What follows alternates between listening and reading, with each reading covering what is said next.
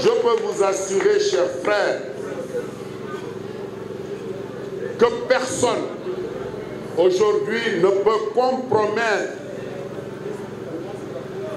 les initiatives des précurseurs, les pères fondateurs de cette idée de l'Union africaine et de la CEDEAO. Aujourd'hui, vous savez qu'au niveau de la CEDEAO, comme au niveau de l'Union africaine, nos États ont signé cette zone de libre-échange au niveau continental. Aujourd'hui, près d'une cinquantaine d'États ont signé, nous attendons les ratifications. 8, combien d'années, au niveau de l'OMC, on avait parlé du schéma de libéralisation des échanges qui se profile à l'horizon. Oui, aujourd'hui, nous ne devons pas tarder ce train. Il faut que les wagons puissent venir se coller à la locomotive pour le développement de l'Afrique.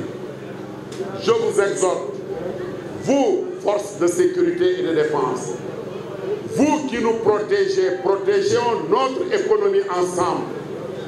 Mais arrêtons les entraves à la libre circulation des personnes venant et venant dans l'espace communautaire. L'ambassadeur l'a dit, oui, il y a des raquettes connues par les chefs d'État. Et tout dernièrement, lors de notre visite, j'en ai parlé au président de Guinée-Bissau, parce qu'au vu de tout le monde, nous avons assisté à des forces de sécurité à la frontière du Sénégal et de Guinée-Bissau qui demandaient aux usagers, détenteurs de passeports ou de cartes d'identité biométriques, 2000 ou 1000 francs pour passer la frontière. Ce n'est pas acceptable. C'est de la corruption active. Et vous qui avez prêté serment, vous n'avez pas le droit de continuer, pour votre bonheur personnel, d'empêcher les honnêtes citoyens qui doivent passer d'un côté à l'autre, de passer parce que vous avez besoin de 2000 francs, de 1000 francs. Ce n'est pas acceptable.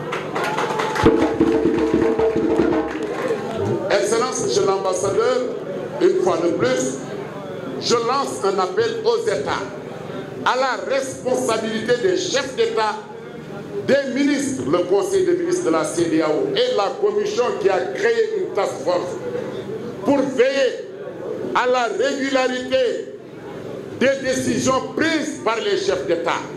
Il y a le protocole de la CEDEAO, bien évidemment. Il y a le traité.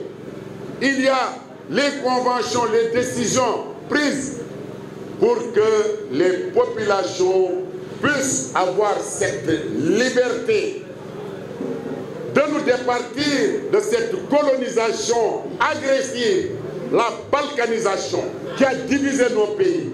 Ce n'est pas normal. Nous devons être ensemble.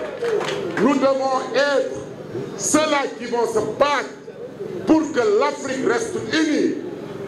Nous ne devons pas accepter tout cela. Ce n'est pas acceptable. On nous divise pourquoi? On nous divise pourquoi? Sékou Touré l'avait dit, et c'est vrai, pour détruire nos économies. C'est ça. Refusons cela. Nous devons aller ensemble. L'Afrique a tout pour se développer.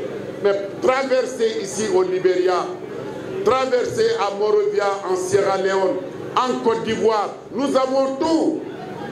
Il y a le soleil.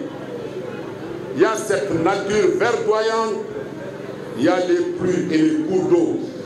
Nous avons un sous-sol riche.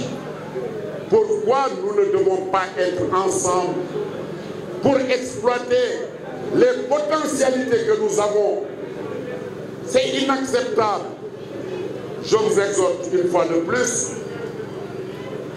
de travailler conjointement avec les ambassadeurs, avec le représentant de la commission de la CEDEAO, avec les ministres d'intégration pour voir des solutions idoines, appropriées pour que nos vaillantes femmes, nos enfants jeunes, le marché du travail est saturé. Pour tirer le développement, il faut un secteur privé fort, performant. Et pour cela, il faut laisser les gens partir de Monrovia à Dakar sans problème. Partir de Dakar à Rwanda sans problème. Partir de Dakar au Cap-Vert, c'est ce que nous souhaitons. Nous voulons que notre Afrique soit unie. Nous avons un destin commun. Notre seule bataille, la seule bataille qui vaille, c'est aujourd'hui le développement. Et pour le développement, il faut un grand bloc économique soudé. Nous devons combattre l'impérialisme. Nous devons faire face à ces entraves qui ne font que nous affaiblir.